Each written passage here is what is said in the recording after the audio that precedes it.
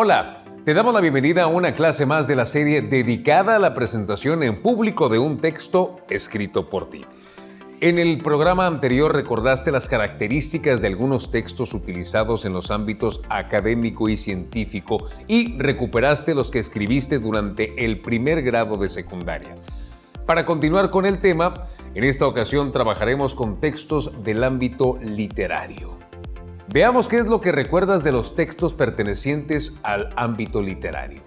Escribe en tu cuaderno las respuestas a las siguientes preguntas. ¿Cuáles son las características generales de los textos literarios?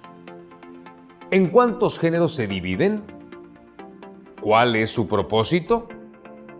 Los textos literarios utilizan el lenguaje de una forma creativa, creando mundos e imágenes que buscan entretener, sumergirte en otra realidad, generar emociones y evocar sentimientos en el lector.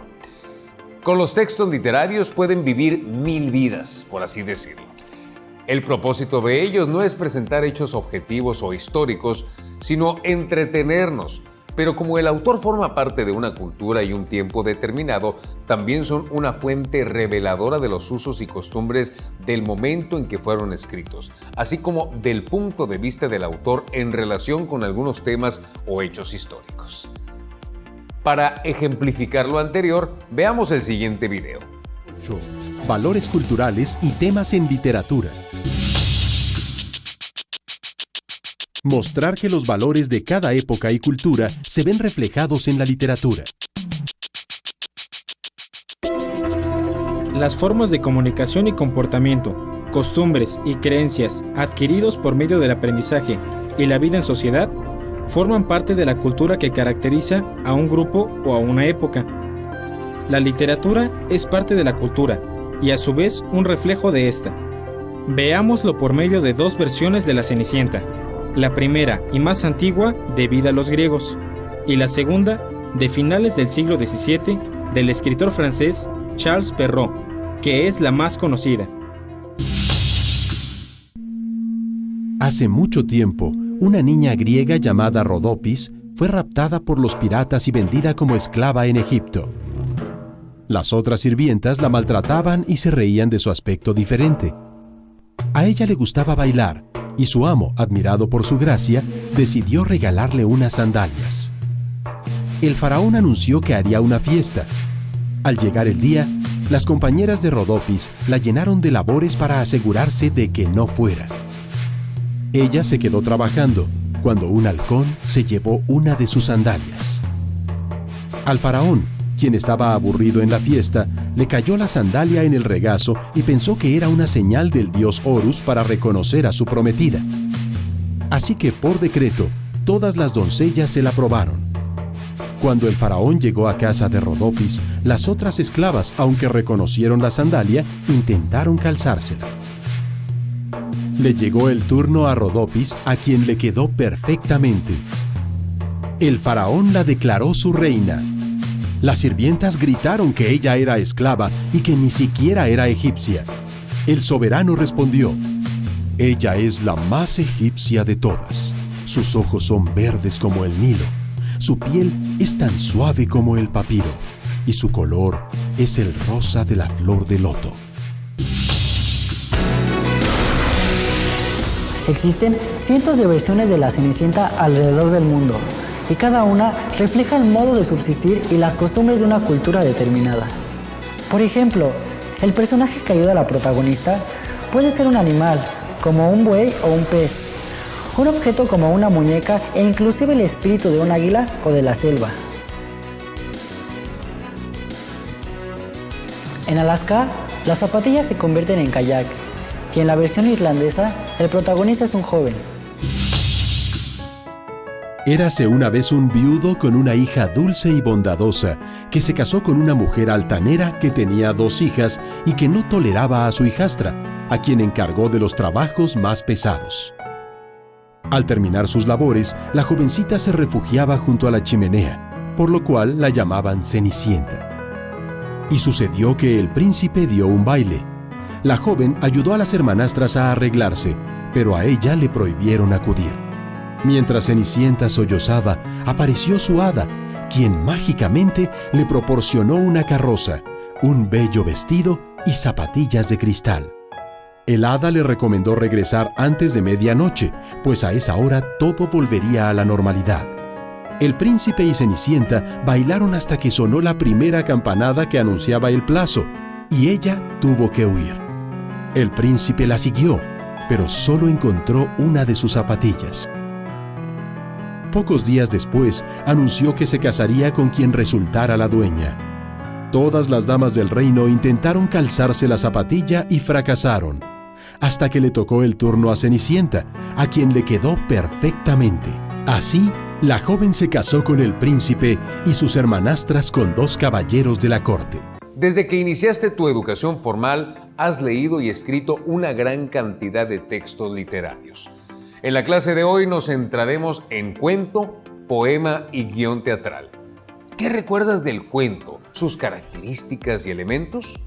Responde en tu cuaderno. El cuento forma parte del subgénero de los textos literarios conocido como narrativo.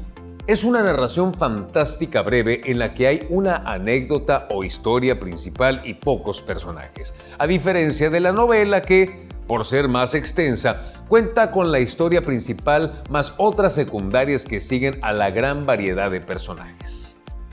Otra característica del cuento es la presencia del narrador. Puede ser un personaje o contar los hechos desde afuera. Se sitúa en una época y lugar determinado, ficticio o no. Puede estar basado en hechos reales o ser completamente fantástico. Está estructurado en inicio, que presenta a los personajes, la situación que detona la acción, la época y lugar. Desarrollo, donde se desenvuelve la trama y aparece el conflicto, y el cierre, donde sabemos o podemos interpretar cómo termina la historia. ¿Recordaste lo que hemos mencionado? Ahora pasemos al poema. Responde en tu cuaderno. ¿Qué es poesía? El siguiente video te ayudará a recordar. Cuando leemos una novela, generalmente lo que necesitamos es que el narrador nos vaya contando una historia y nos vaya desarrollando personajes que se trenzan junto con la historia. En cambio, todo lo que sostiene al poema es la palabra. Los poemas, sangre esencial de la poesía, están hechos de ritmo, metáfora, imágenes y armonía. La poesía es el arte verbal por excelencia. Una metáfora podríamos definirla llanamente como una licencia poética que permite que pensemos que una realidad A es idéntica o paralela a una realidad B. Como ejemplo está un verso del poeta español Miguel Hernández que dice: tu corazón una naranja helada. No es extraño que en el interior de un poema una sombra resplandezca o ilumine. En Poética, de Hernán Bravo Varela, el invierno puede ser un verbo y describir una acción. ¿Cómo llegar a ti sino callando? Pero si dirigiera mis pasos a tu inicio, dejándote de hablar, me mentiría. Quiero decir ahora, destemplado, el bosque al que me invierno. En la nevada tanta se hizo noche, oscura la blancura. Hay muchos misterios en torno a cómo el poeta se acerca a la realidad. La mayoría lo hacen por estremecimiento y muchos otros por buscar el lado oculto, el lado B, si se quiere, de la realidad. Yo sería ligeramente más partidario de aquellos que creen que, como Pessoa, el poeta portugués, que la literatura hace más real la realidad. En la poesía, como en todo gran arte, la belleza artística no consiste en representar una cosa bella, sino en la bella representación de una cosa.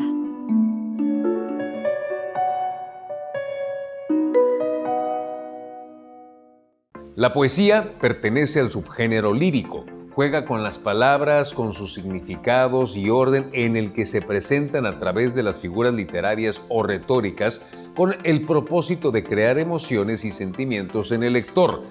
Se estructura en versos que forman estrofas. El lenguaje poético es mágico, ¿no lo crees? Para terminar, hablemos del guión teatral. Responde en tu cuaderno. ¿Qué diferencia al guión teatral de otros textos narrativos?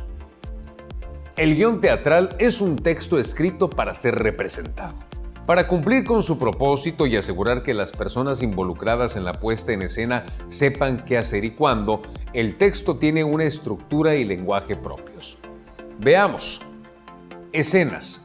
Son los momentos en los que se divide la obra para diferenciar las distintas fases del relato. Suele haber 3, que corresponden con el inicio, desarrollo y cierre. Actos. Forma de dividir las escenas. Por lo general cambia la escena cuando sale o entra un personaje del escenario. Acotaciones.